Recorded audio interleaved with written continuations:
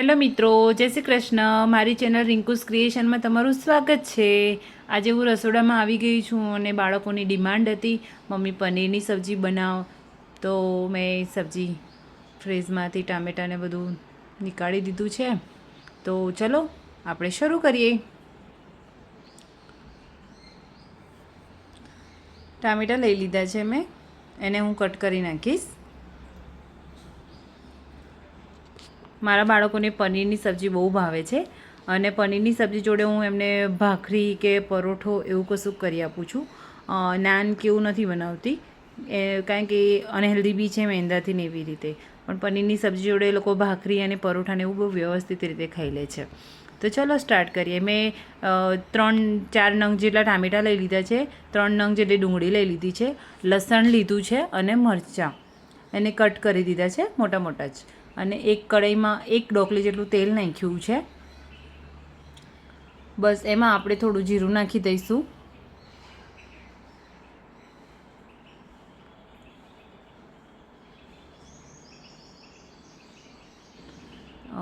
એમાં આપણે રાઈ નાખીશું થોડી એવી, થોડું જીરું નાખીશું, અડધી ચમચી જેવું, અડધી ચમચી જેટલી હિંગ નાખીશું. અને આપણે જે ટામેટાં ડુંગળીને લસણ ને મરચાં ને બધું સમારીને રાખ્યું હતું, આદું ને બધું, એ બધું એમાં નાખી દઈશું. આપણે એને સાંતળીશું અને સિમ્પલ મસાલા કરીશું આપણે એમાં. આવી રીતે ડબલ વઘાર કરવાથી બહુ સારું અને ટેસ્ટી બને છે, કોઈ જ તામઝામ વગર. અને ઘરે રહેલી ચીજોમાંથી જ આપણે બહુ મસ્ત પનીર બનાવી શકીએ છીએ. 1 ચમચી જેટલી હળદર નાખી દીધી, 1 ચમચી જેટલું મરચું, 1 ચમચી જેટલું મીઠું નાખીશું આપણે. અને મિક્સ કરીને આપણે અધકચરું એને ચડવા દઈશું. થોડું પાણી નાખી દઈશું જેથી એકદમ સોફ્ટ થઈ જાય ટામેટાં ડુંગળી લસણ ને બધું.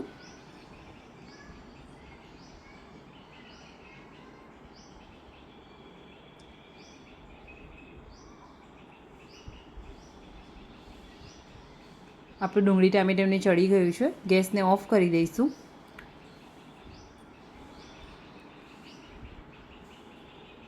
અને આપણે એને મિક્સર જારમાં લઈ લઈશું. એમાં મેં થોડા કાજુ લઈ લીધા છે. કાજુની ગ્રેવી જે અંદર થાય એનાથી બહુ જ સરસ ટેસ્ટ આવતો હોય છે અને એકદમ રીચ ફ્લેવર આવે છે. તો તમે થોડા કાજુ નાખી શકો છો, ના હોય તો તમે સ્કીપ બી કરી શકો છો. આપણું ગ્રેવી બની ગઈ છે.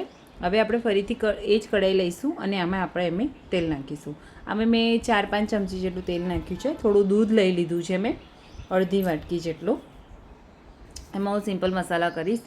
હળદર 1 ચમચી જેટલી, 1 ચમચી જેટલું મરચું નાખીશ, 1 ચમચી જેટલું ધાણા જીરું વધારો તો બી સરસ ટેસ્ટ આવતો હોય છે. મીઠું આપણે આગળ મસાલામાં નાખ્યું હતું એટલે પછી અત્યારે 1 ચમચી જેટલું નાખ્યું છે મેં. પનીરનો મસાલો જે રેડી આવે છે મેં એ લીધો છે 2 ચમચી જેટલો. કાશ્મીરી મરચું નાખી દીધું જેથી કલર બહુ સરસ પકડાય. આને આપણે મિક્સ કરી દઈશું આ ગ્રેવીને. ત્યાં સુધી આપણું કઢાઈમાં તેલ પણ આવી ગયું છે. તો આપણે એમાં જીરું નાખીશું. આમાં આપણે રાઈ નહીં નાખીએ, હવે જીરું જ નાખીશું. 1 ચમચી જેટલી હિંગ નાખીશું અને જે ગ્રેવી આપણે રેડી કરીને રાખી હતી એ આપણે નાખીશું. જો મસ્ત મિક્સ કરી નાખીશું. અંદર થોડું થવા દઈશું.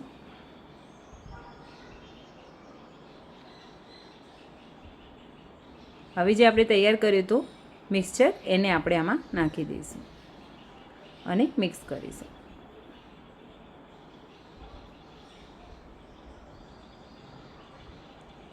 હવે આને આપણે ચડવા દઈશું. મેં કોઈ જ તામઝામ નથી કર્યા, સિમ્પલ રીતે જ બનાવી છે. પણ સાચે જ માનો બહુ જ મસ્ત બને છે. આ વેથી એકવાર બનાવી જોજો, બહુ જ સરસ બને છે. આપણે 200 ગ્રામ પનીર લઈ લીધું છે. એને હું બધું છીણીને નથી નાખતી, થોડા કટકા નાખું છું અને થોડી છીણીને નાખું છું. એટલે મેં નાના નાના સ્મોલ કટકા કરી દીધા, અડધું છીણી લઈ લીધું છે. આપણે પનીર નાખી દીધું અંદર. જો બહુ જ મસ્ત બને છે. લિટરલી આવી રીતે એકવાર બનાવજો. સિમ્પલ વે છે પણ બહુ જ સરસ બની છે. બહારની પનીર સબ્જી તમે ભૂલી જશો અને બચ્ચાઓ વારંવાર માગશે. કોથમીરથી ગાર્નિશ કરીશું. તમારા છોકરાઓ એક ભાખરી ખાતા હશે ને તો 3 ભાખરી સાથે એ લોકો ખાઈ જશે. બહુ જ સરસ લાગતું હોય છે. જો તમને થોડો તીખાશ લાગે તો થોડી ખાંડ તમે એમાં નાખી શકો છો.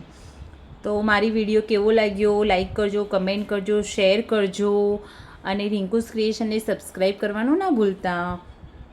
તો આપણે ભાખરી જોડે એને સર્વ કરી નાખ્યું છે.